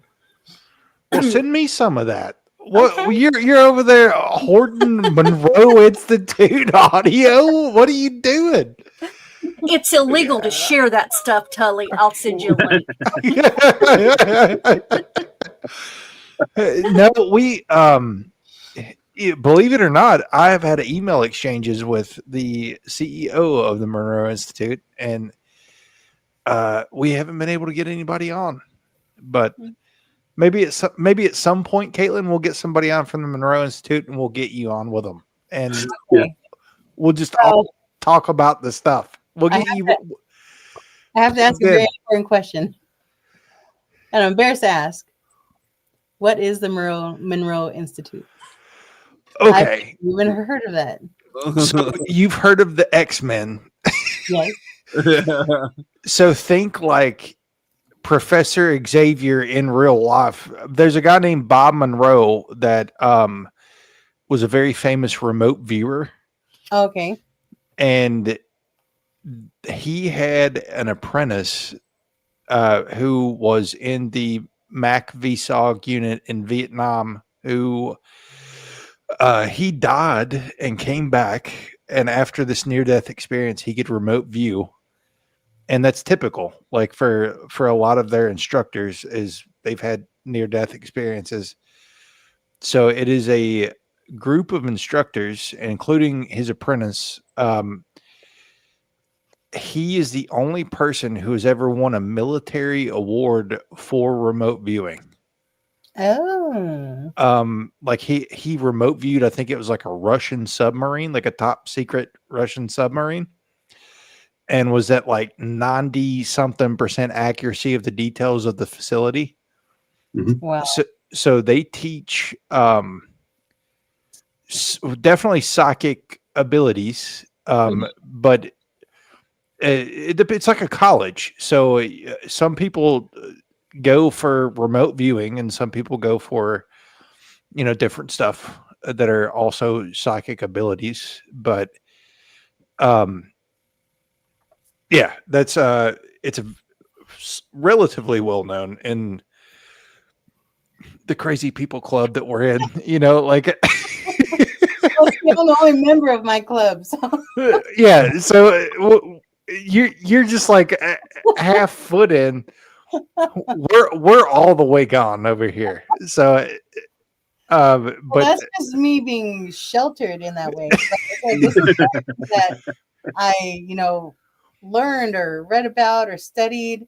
This is through the school of hard knocks from childhood, like just bumbling and fumbling through. And so to return to your question, like how I develop people, everything I do is spirit led, whether that's spirit or other energies, whatever that may be. I don't like to label things because who knows, right? But so it's just that communication step by step. Just like if I were a baseball coach trying to perfect somebody's swing. So your stance is a little off, you're dropping your elbow, I do that with spirit in real time with these people to get them past their blocks. But so when we're speaking about things, there's a lot I don't know because I don't follow any of this. So a lot of this I learned from your guys' show, if it happens to be on there and I catch a glimpse on there. So everything is experiential. You'll know when you're on the money when the government comes knocking. I think the scariest thing that you said on that was you learned stuff from our show. It's pretty scary that you're learning stuff from our show. Yeah, we only pretend we know stuff. I had somebody pay me a visit. Oh, Lord. We'll have to talk about that off air. Yeah, but it scared me enough to where I was like, I got to take this back underground for a while, right? Yeah. Well, Easy. So Easy in the comments, he's one of our regular viewers. He said he had a night where he was highly stressed. In the morning, he had multiple episodes of sleep paralysis, and on one of them, he tried to remote view the moon. And I don't know if it was real or not, or just a normal dream. So Easy, I don't know if you've ever heard us talk about the story of the dude that won the military award for remote viewing. His name, Joe McMonagle. Yeah. Thank you, Stephen. I always forget his name. So he basically, how they would have them remote view, they would have an envelope with something written on it, and they would suspend it in the air like 30 feet above the person and have them remote view the target in the envelope and then show them after they described everything, like what it said. So he remote viewed this place. He said that it looked like a nuclear zone where a bomb had been dropped and there was a spaceship, not a spaceship, but like a rocket, like that, would send people to the moon. And he went into the rocket and saw astronauts sitting in a circle. They were all had all been dead for a very long time. And he said the longer he stayed there, the more weird it got, that he noticed language that he couldn't read, and that the humans were very large, like probably 10 foot tall. And he gets done with this whole session. It was hours long. And they opened the envelope, and the paper on it said Mars 3000 BC. Yeah. So, wow. Yeah, if it's very interesting. Like, even if you don't believe in that sort of stuff, Easy, I would recommend listening to some of that, some of the people from the Monroe Institute on their remote viewing stuff. It's entertaining, if nothing else. Yeah. Oh yeah, for sure. For sure. Yep. Very much so. Sorry to derail. I just, he said that I believe remote viewing's real. I believe yeah. it is. I believe it. Because people who get into it, people like that go to the Monroe Institute and, folks like you to learn their spiritual path, like to hone their spiritual skills. A lot of them who get really good at it report when they're trying to see certain places, they get confronted by entities who stop them from going into certain places. So it's almost like, if like, let's say we have top secret facilities like that, they just do not want people in physically, mentally, spiritually. They probably have like remote viewers on deck all the time. Like you have a 5-hour shift of meditation and you're going to sit there and like guard the facility or like some sort of EMF blocker. They like just something that stops, the same thing from happening. Like people, go looking at Lockheed Skunk Works or something. Yeah. So it sounds like more than psychic or telepathic viewing. It sounds like astral travel. It sounds dangerously like astral travel. Well, Yeah. That's what it is. I always dreamed of being like very lucid dreamer to where I could control my dreams. And I'm getting to that point. It's only taken like 20 years to where like I realize I'm dreaming now when I'm in a dream. And I can actually do what I want to in a way, but I still get guided, and it's weird. I'll keep you posted in 10 more years. So, Kaitlin, do you believe in timeline shifts? You know what? I never did. But if I was ever going to consider it, I started feeling that way about 2 years ago.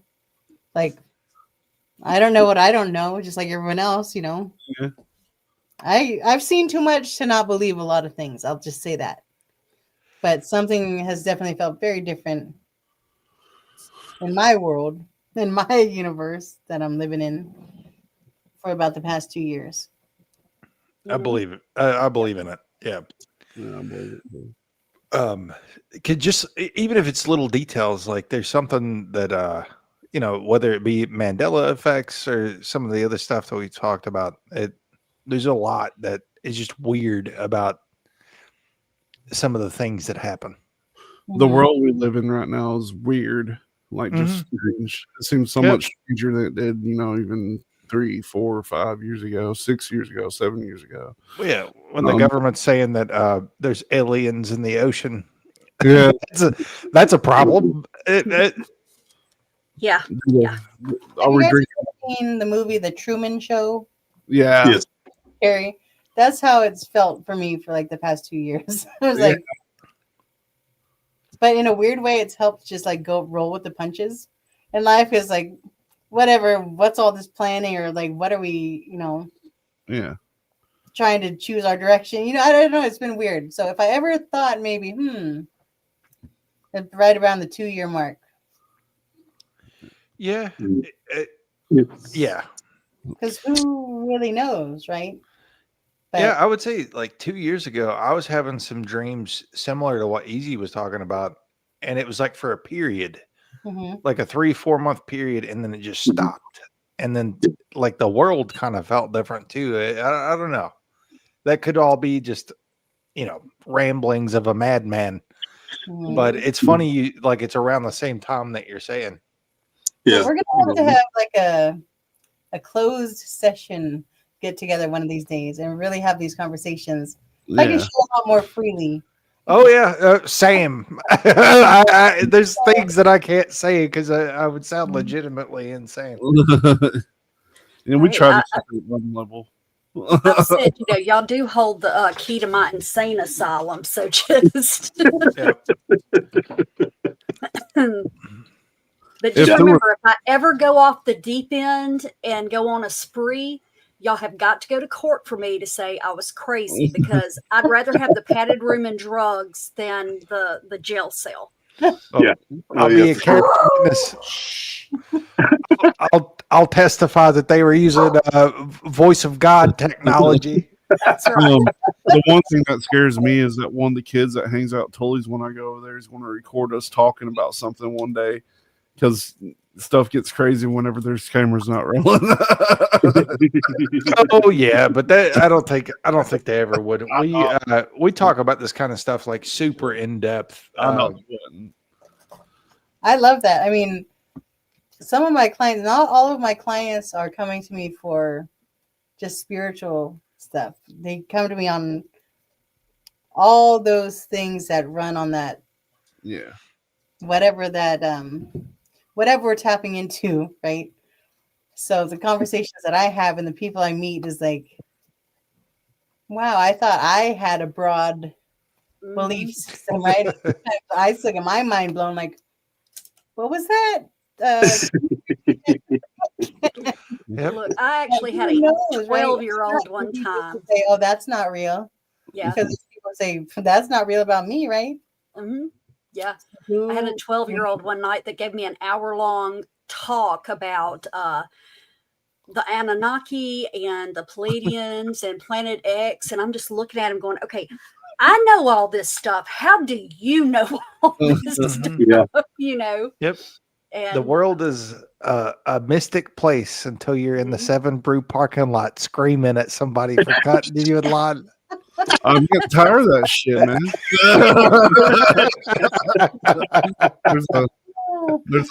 there's courtesy laws, it's unspoken rule. yeah, turn on the news one day, and in London, Kentucky today. Yeah. Think, wait a minute, I know him. If it had to progress past a horn blow, shit was going to get real. You're gonna end up on TikTok viral. Yeah. That'll be when Morgana's calling us up saying, hey, you got some bail money or something. Yeah. It's gonna take more than the honey to get you out of jail. Dirty shit. Definitely.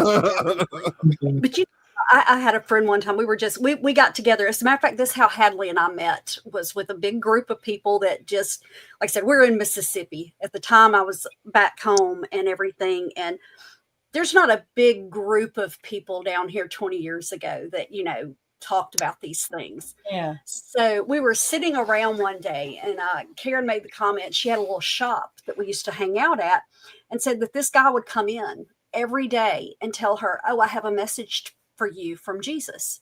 And he'd tell her the message.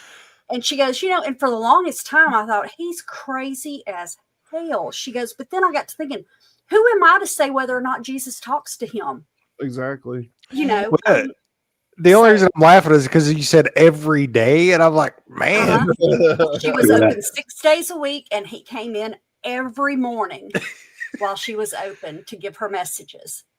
And she said sometimes it'd be something as simple as said, Jesus said to tell you hi, and he's looking out for you, and everything. Yeah. But she said, it took her a while, to get to that place, and she just finally realized, I know all the things I believe. People think I'm crazy.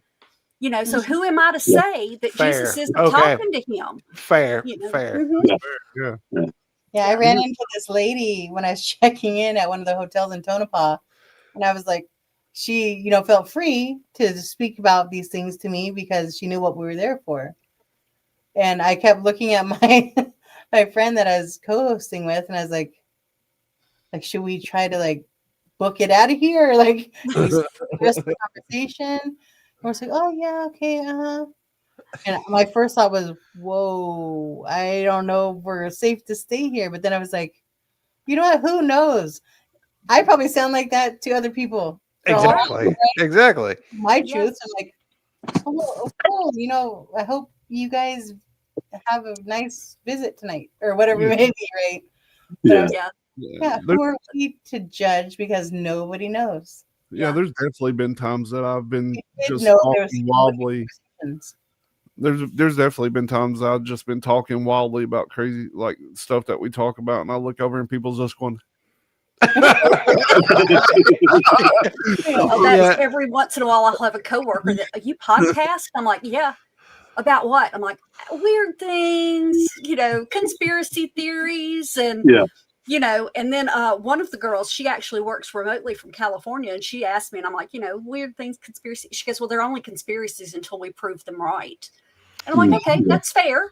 And then a couple days later, she asked me about, any holistic, places she could buy medications and stuff from. And I'm like, okay, well, I can got a kindred spirit over here. Dwayne at the trailer park's got all kinds of right. I'm at the point where like I don't even think about it anymore. Like I just start talking about this stuff, and I was at the dinner table not too long ago with the sweetest woman in the world, my mom. She's just so innocent. Like if there is a soul recycler, this was like her first or second go around. And I'm sitting here and I forget what I was talking about. I was talking about some kind of history of something. And she's just like, how do you just stumble upon this stuff? And I'm like, well, I surround myself with people who are also interested in this stuff, and we talk to experts about this stuff. And she's like, this is just so interesting. I don't even know what I was talking about. I don't even remember it. But same with like, we were at Big Backs this morning, and I'm just ranting about Crisco, and everybody's like, yeah. And we got to stop going there, or I'm going to have a insulin pump on my shoulder. You all think you're going to see me on the news one day. I think we're going to see Tully on the news at the Cracker Barrel leading a revolt where they're stealing all the Crisco out of the kitchen. Yeah. Well, Tully, at least your mom thinks it's interesting. The closest my mom's come is, I know you think differently than the rest of us, and then just moved on off the subject. See, you gotta pull the thread that they're interested in first. Like my mom believes that she saw an angel when she was a child. So like I started with pulling that thread. Right. Because she doesn't believe in like ghosts or nothing.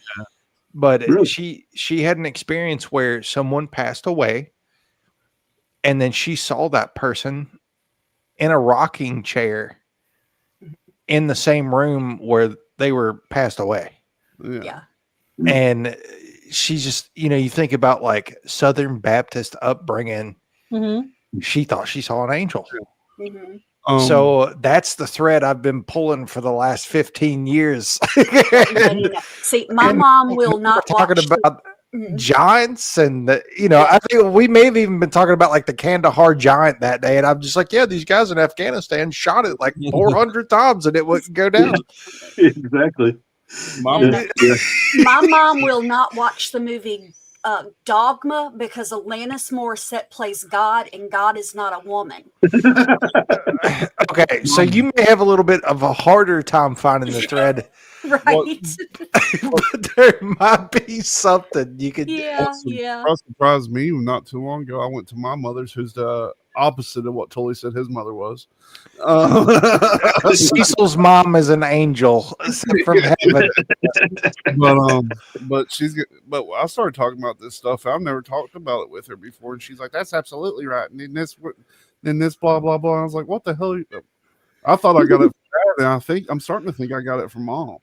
My dad was my person before he passed away. He's the one that I could talk to this stuff about, and Mom's she's got that Pentecostal upbringing.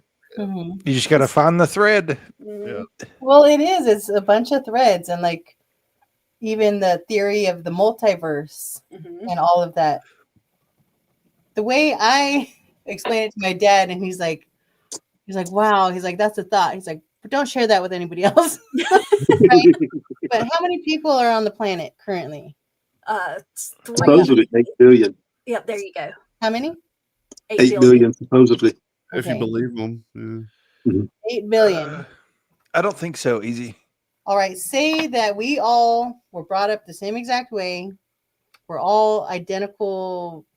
what would we, with 5 of us, quintuplets, Yep. right? The same upbringing, same meals, same everything.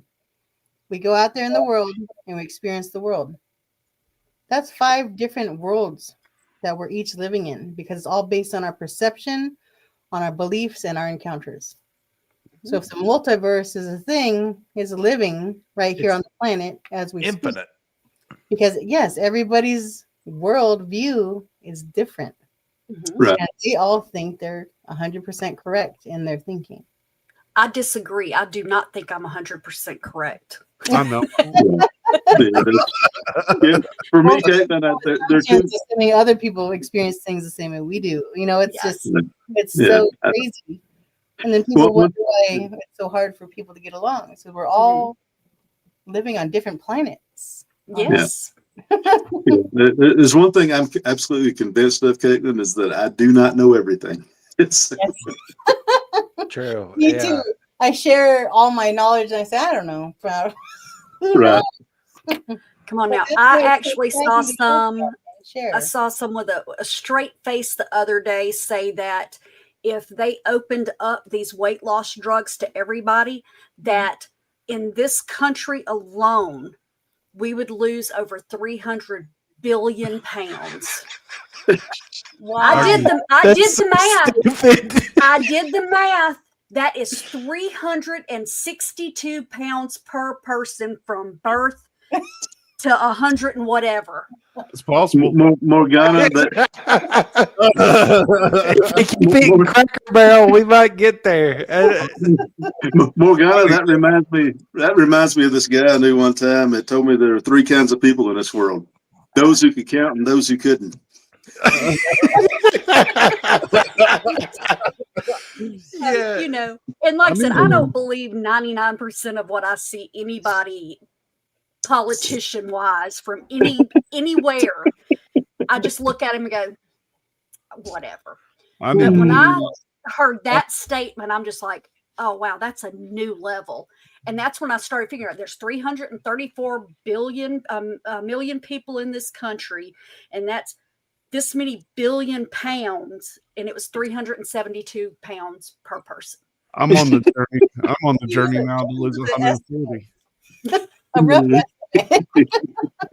I'm going to be ghostly spelt. I need to lose 140. My doctor actually brought that up. He's like, "Have you thought about going on the shot?" I was like, "I'm not going on the shot. I'll just do it Well, naturally." I know it's scary, but it's definitely doable. Like, Oh yeah. And but you know what? Like, it's not always. Sometimes it just. I think diet is a lot of it. yeah, it is. But honestly, everybody has like their core. You have a core body frame, right? Like, it doesn't matter how much weight you lose. Like, you're always like, some people think they're going to get on the Gila venom and like turn into a supermodel or whatever, and that's just not the case. yeah. No.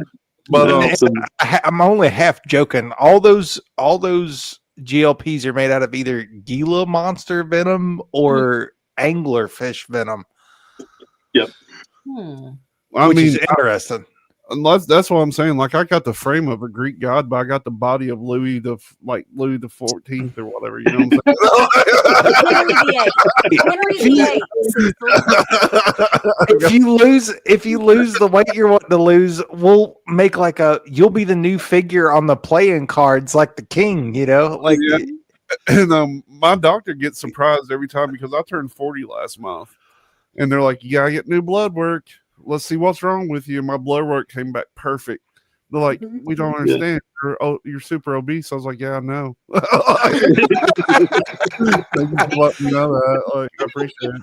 doctors are the worst. You're almost 400 pounds. You're really, really fat. How's your blood work so good? So because I have trained this. Yeah, everybody's different. You know, I've known people who were thin, seem like they were in really good shape, and have a heart attack at 30. You know, so it's kind of Look, I had a surgeon that literally, he was a heart doctor, a heart surgeon for 15 years. And my brother-in-law was sitting eating breakfast with him one morning, and when he got done, he ate bacon and eggs and yada yada yada. Got done, pulled out a cigarette. My brother-in-law was like, "How could you be a heart surgeon for all that time and you're eating what you're eating and you're smoking and everything?" He said, "Because statistically, it's 50-50. He died of leukemia." Have you ever smoked a cigarette though? Me, I smoked for 25 years. There's nothing better. There are times I miss it. I'm waiting until I'm set like 70, 75, and then I'm going to start back. And ain't nobody going to be able to tell me nothing. I'm going to smoke 4 packs a day. I'm honestly scared to stop smoking is when I'm going to get sick. You know what I mean? Like, so I'm just riding it out. True statement. I never had high blood pressure until I quit smoking. See? See? Well, my boss is the one. I'm like, that doesn't even make sense. She goes, of course it does. I'm like, how does it make sense? She said, tobacco was used for thousands of years, and then when they started mass producing it and putting all the chemicals and stuff in it, but she said, started you causing were cancer. never really a heavy smoker. The only time you really smoked was when you were stressed. So now you've gotten rid of your stress reliever. So that's why your blood pressure went up. And I'm like, wow, that makes sense. Yeah. If you don't smoke, don't start smoking. This isn't don't start back. Landis in the comments be like, this is my sign to start smoking again. No, absolutely not. Don't He start says back, at 80 though, Tully. But the ingredients to my cigarettes, 80. The ingredients to my cigarettes are tobacco and water. So so you're saying I should grow my tobacco, but how do you grow menthol? Because I'm a menthol smoker. You just throw a little dab of peppermint. Peppermint oil. You could hone the skill. I've got peppermint oil in my house right now.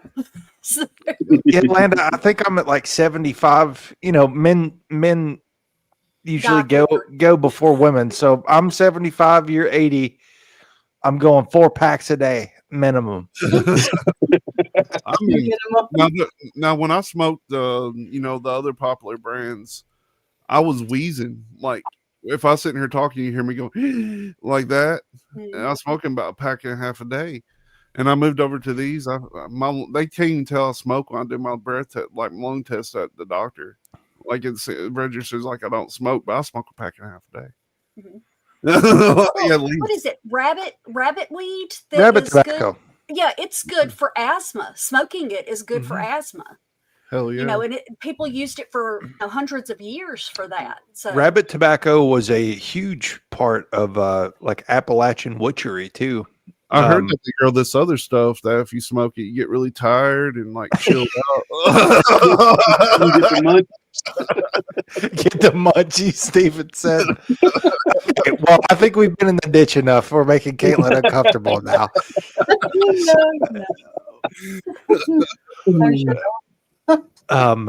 But yeah, Landa, rabbit tobacco is a legit thing. Actually, Rachel's grandma, Granny Marty, had a full mason jar, like a huge liter mason jar full of rabbit tobacco when their house burnt down. I would love to have that. Because I wouldn't even know what to look for. She was like the last of a lineage of Appalachian witches, which she didn't know she was, but she was totally raised that way. Like lots of witchery. About my dad. You know, if you listen to my dad talk, there's no question that he had that, I call pagan background because he communed with nature. He revered hawks. You didn't cut oak trees, and he would just talk about these things. And, when you're a kid, you don't think about it so much. But as an adult, I look back and say, I should have listened a lot closer to all the things he said and everything. Because I've actually made comments about things before, like we do. And one of my brothers is like, where did you ever hear that? I'm like, Daddy. He's like, he never talked to me about that. I'm like, yeah, but we're two different people. He talked to you about things that pertain to you. He talked to me about things that pertain to me, so. Yeah. And there's nothing wrong with that, but they both think I'm crazy half the time. So. Same. Yeah. Okay, Kaitlin. Well, one more time, where can everybody find your services? unboundspiritmedicine.com. And they should. I don't know if Kira is still listening, but Kira, if you continue to have problems, reach out to Kaitlin. Yes, I assist with those things free of charge as a service to the public. Yep. And I do like. I was looking at this and I was like, I'm gonna send this to Tully because his Christmas is coming up. You know, all right, here's some pretty cool spirit art too that you can purchase on that website. So make sure you go over there and grab you some art and whatnot, and reach out to Kaitlin. That's awesome. Yeah, that is awesome. And she'll be back at some point. I hope. We have all kinds of stuff to talk about. Thank you guys for having me. This has been a blast. Absolutely. It's always great We having you. really enjoyed it. Do you want to say anything, Cecil? Yeah, tune in next Friday at 7 p.m. Eastern when we go over your news that you don't hear on the mainstream media. And we're also, what else are we talking about? Have we decided what we're talking about in the second half of the show next week? No. No. Oh, even better. It's a surprise for all of us. Tune in. But I am getting an Don't you episode. graphic?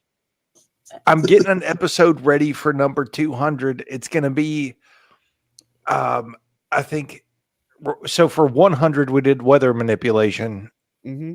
and I think for 200 I'm going to do like the scope of digital global control, like the most depressing episode you've ever been on is going to be number 200. So I hope Yeah. you We have need, 6 we need to hours. work on an updated list for Strange. Yes. Yep, and that'd be Strange Frequencies. That happens right after the Friday night show at 7. We don't even break the stream. We just take a little intermission. So just Take hang out it. with us. Get you a drink, get you a smoke, get you whatever you do. Take you a jog if you're a health freak. You know? Yeah, you got 15 minutes to jog it out before the show starts. Jog it out. And thank you all for watching us because we are watching you. My finger wasn't on the trigger.